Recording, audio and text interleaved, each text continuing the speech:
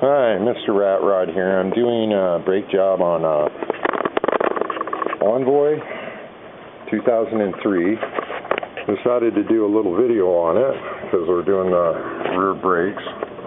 Somebody's had a boat and they both seized up so they don't fully depress. But the reason I'm doing the little video is we come over here. I don't get these that often.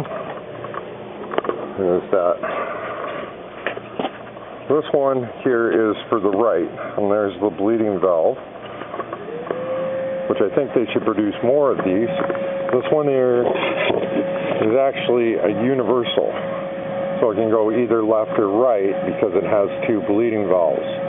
The bleeding valve that is on the top is the one that you use to bleed it out. So I'll come back and we'll show it installed and a little bit of bleeding on it, and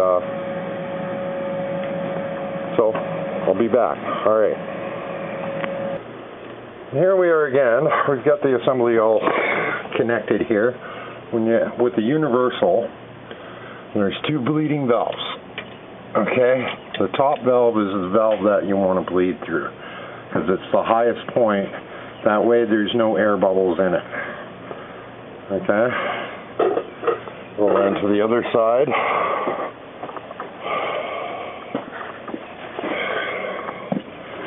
You see how it's on the top, and that would be with the bleeding. All right, give me a sec. Right? Yep. So here we are going to bleed. Press to the floor. Yep. You open the top valve up. I'm just talking to my camera here. Let up. Press to the floor. Let up. Press to the floor. Let up. Press to the floor. Let up. Press to the floor. Let up. Press to the floor. Let up.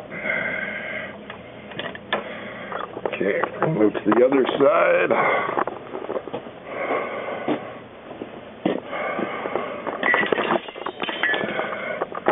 Same idea here. Press to the floor.